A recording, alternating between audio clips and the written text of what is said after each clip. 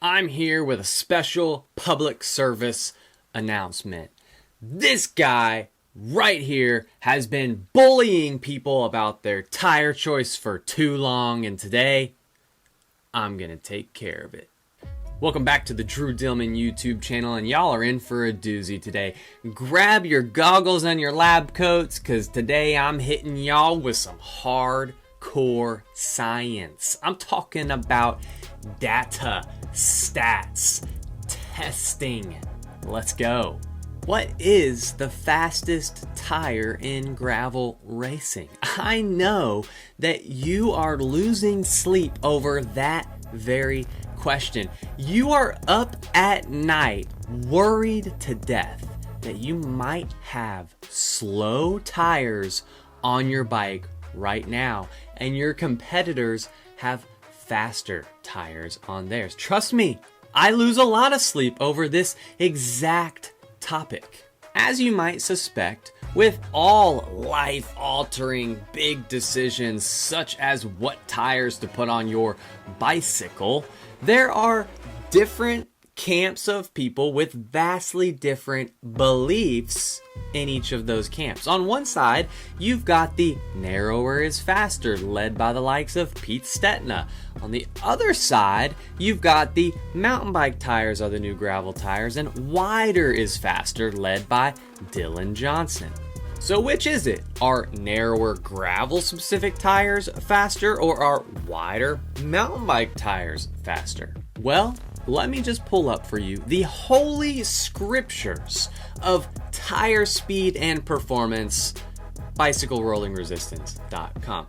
And let me continue for the next 20 minutes to bore you with a list of numbers typed out on a computer screen by a guy in Germany who probably has a day job selling insurance, who has a metal drum in his garage, and in his spare time tests tires and publishes them on the World Wide Web. This guy is our all-knowing father. If he puts it on the internet, by golly, we best believe it. Now, I'm just messing with you. I'm not actually going to do that because I don't think that that website is as trustworthy as we all put our faith in it to be, but that's just me. And I'm not rich enough or connected enough to get the opportunity to ride on a pedaling efficiency rig, whatever the heck that is. So we're going to do this the old-fashioned way. I'm going to go ride the tires, I'm going to write down the times, and we'll compare. Boom. Tire testing at its finest. And first off, I must add that the question that we're asking is extremely complex. There are different courses, meaning that there are going to be different tire choices based on those courses. You would not, in your right mind, run the same tire for BWR California as you would for the Unbound 200. It's unquestionable. It's undeniable. Those two tire choices are completely different. Some gravel races have more gravel, like the Unbound, and other races have more pavement, like BWR races. Some races are all on gravel, like Unbound, and other races mix in some little bits of mountain bike trail, like BWR, and other races finish on pavement, like a road race, like last year's Gravel Nationals in Gering, Nebraska. Other races have really smooth gravel, like Steamboat, and others have really rough gravel, like Big Sugar, causing you a bunch of punctures. And my point is gravel and tire selection is not that easy. Courses are different, requiring different tire needs, which means my testing isn't going to be that easy either. So here's what I really wanted to find out. Which tires perform the best on different terrain and surfaces?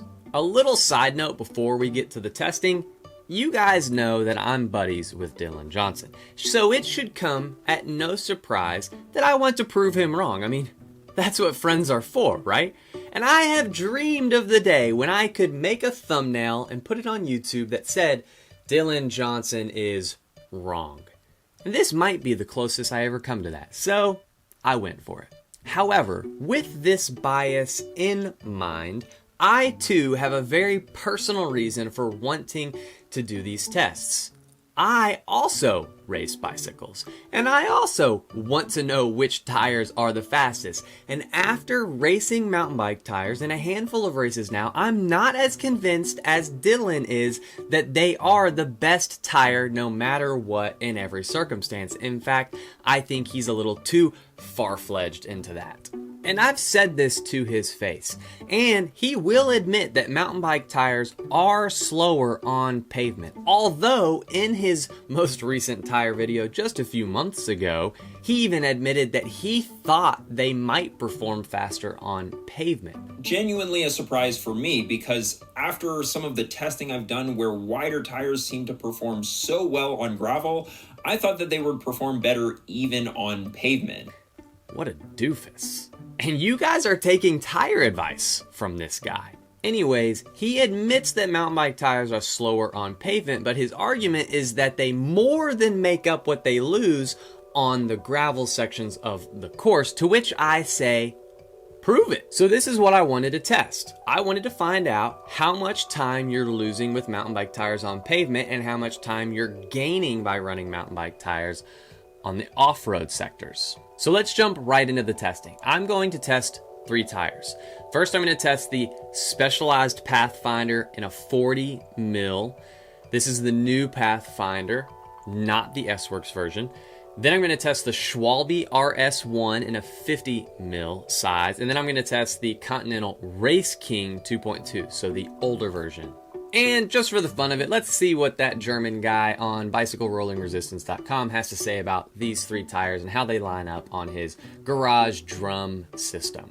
On his website, he says that you have to double the watts to get a more accurate representation, so I'm going to go ahead and do that in these numbers. With the Pathfinder 42s at 25 psi, you're losing 46.4 watts, and at 33 psi, you're losing 40.6 watts. With the RS1s at 21 psi, you're losing 43.2 watts, and at 28 psi, you're losing 36.4 watts.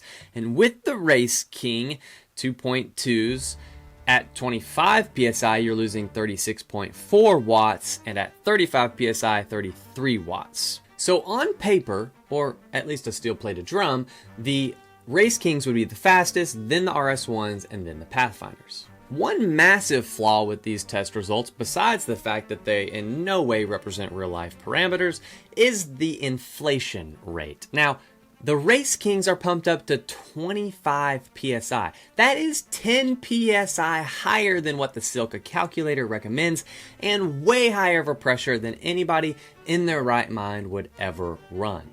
Not convinced of these numbers on this website, I decided to spend 2 days testing tires to get to the bottom of this. On day 1 of testing, I tested 3 tires on 3 different courses for a total of 9 runs. Each run included a paved climb, a gravel climb, and a flat gravel sector. In all of these tests, I averaged 300 watts on the dot, and I held the same exact position each time. Here are the results. On the paved climb, the fastest tire was the Pathfinder with a 603, second fastest was the RS1 with 607, and coming in last, the Race King with a 617. It's not surprising that the Pathfinder outperformed the mountain bike tire on a paved climb, but it might be surprising the difference. 14 seconds over a 6-minute climb. That's significant. On the gravel climb, the Pathfinder also came out on top with a time of 4:43, while the RS1 and the Race King both came with a 4:50. Again, not much of a surprise, thinking that the lighter tire came in a little quicker than the other 2 tires, but again, 7 seconds is pretty significant. And finally, the gravel flat sector, which might have the most surprising results of all. Coming in the fastest was the RS1 with a 5:56. Number 2, the Pathfinder with a 6:04. And in last place, again, the Race King with a 6:06. Now these results actually are surprising, because according to Dylan, and according to a lot of other people, on flat gravel, the Race Kings should outperform the Pathfinders and other standard gravel tires all the time. Now, I realize that this testing protocol and these results may not be perfect, and go ahead and light me up in the comments in all the ways that I screwed this up. I'll be glad to ignore those. And if anything, if I did do this wrong, if anything, this gets me excited to do a little bit more testing, which is why I wanted to go out for a whole second day of testing to verify, in fact, that these results were correct. But for the sake of this video, let's just assume that these results are accurate and I'll make some suggestions based off of them. According to these results, the Pathfinder is the fastest tire over all 3 terrain types. Now, if the course has a lot of pavement or a lot of climbing, I would just go with the Pathfinder 40s. And if the course has more gravel and less climbing, I'd go with the RS1 since it outperformed the Race King and the Pathfinder on the gravel test. The only scenario that I would see myself running the Race Kings would be on a course that has nearly all gravel and has a high risk of flatting, like Unbound or Big Sugar, because the mountain bike tires are going to greatly minimize your risk of flatting. I did this test alongside Trey and Jesse over at the bicycle station, and they have a whole nother video that they came out with, and their results were kind of the opposite of mine, which is kind of head scratching. And to that, I have a few explanations. First of all, the wind could have changed, and we could have been testing different tires at different times when the wind was favoring one way or the other. Now, let's just throw that out there because that's a part of being out in the real world. But some other explanations could be that they didn't test the Pathfinders or the RS1s, and so both of those tires could have outperformed the Race Kings had they tested them. Also, I ran the Pathfinders at a slightly lower pressure than what the SILCA calculator suggested, meaning that they might have absorbed more of the bumps on the gravel sector, allowing them to go a little faster than, say, the Getaways that Trey tested on that day at a very high pressure and caused him to be bumping and jostling all around, resulting in a slower time. But because it was smaller and it didn't absorb the bumps as much as the other ones, it ended up being significantly slower, like surprisingly slow. Another caveat with these tests is that they only used one gravel sector and they only tested each tire once. In my testing, I only did 3 tires, but I did it on 3 different terrain types and 3 different tests, so I have a little bit more data on each tire than they did. And another very big variable that I feel bad having to admit, but I'm going to because I don't want to lie to you, is that I did try to save some time and I had the Race Kings already mounted up on the Explore wheel set that I have, which is the wider rims. Now, I had figured that with the Race Kings on the wider rim, they would perform faster. And so I wanted to give them the benefit of the doubt, and so I gave them the faster rim. And to save time, I had another set of 303s that I used for the Pathfinders and the RS1s. This introduces a variable because that means I didn't use the same set of wheels on all the tests, which could have been why the Race Kings went slower, is if the Explore wheels were why they were going slower. And to that set, I say, I did a whole second day of testing to answer this very question, which I'll answer in another video. I don't want to spend all of this video talking about those results, so I'm going to do it in a different video. And here are my big picture conclusions. I think that you should remain tire agnostic. What I mean by that is that you shouldn't put yourself in the camp of mountain bike tires or gravel tires. You should be open to all kinds of tires, whether it's a 40 mil Pathfinder or a 2.2 mountain bike tire.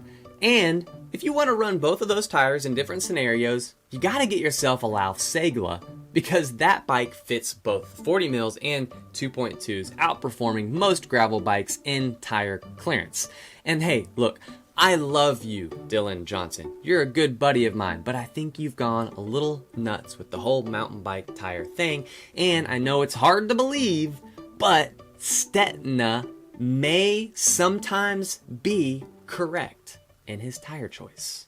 In fact, I think this happened just a few weeks ago at the Sea Otter Classic gravel race. Looking around on the start line, most people, probably including Stetina, opted for a narrower gravel tire like the Pathfinder 40s, whereas Dylan opted for the 2.1 Thunderbirds. I also ran a wider, more mountain bike tire with the Schwalbe RX ones. And I think that this was a poor tire choice for this course, given the amount of climbing and pavement. And I'll use my own data from the race to make this point.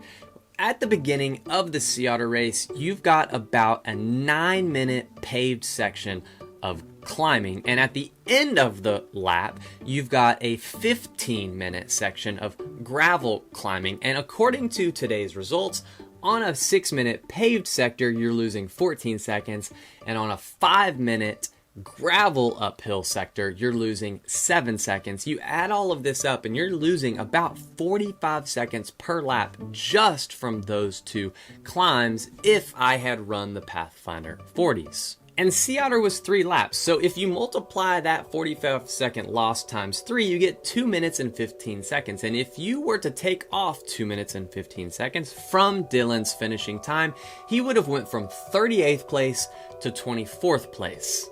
Pretty significant. And what would Dylan have to say to this? He'd probably say something along the lines of, by him running a mountain bike tire, he's saving energy on all the off-road sections, even though he's losing some time on the pavement sections, to which I would respond, yes, but not as much as you think. According to the tests that I did, the difference between the mountain bike tires and the gravel tires on dirt isn't as big as what he thinks it is, meaning that the time that you lose with mountain bike tires on pavement does not actually outweigh the gains that you're going to accrue with the mountain bike tires on dirt. Now, there is a couple other really big factors to consider, like the fact of traction. A mountain bike tire is going to have a lot more traction than, say, a 40 mil Pathfinder. And so if the course is a very technical off-road course, maybe you would opt for a wider, more mountain bike style tire so that you can have better traction and even improve your puncture resistance. Now, there's not really a good way to test traction in the real world because you can't hold a steady power while you're turning, and so you can't really test that. So that's just something that you have to consider and weigh in when you're choosing tires for specific races. Now, I can't wait to read all the comments about how I've totally butchered this test and all that, so feel free to just light me up in the comments. But that's all I've got for this video. I'm looking forward to the follow-up video with day 2's results, where I'm going to test wide rims versus standard rims on both the Race Kings and the Pathfinders. I did more test runs in that video, and I'm excited to show you those results. See you then.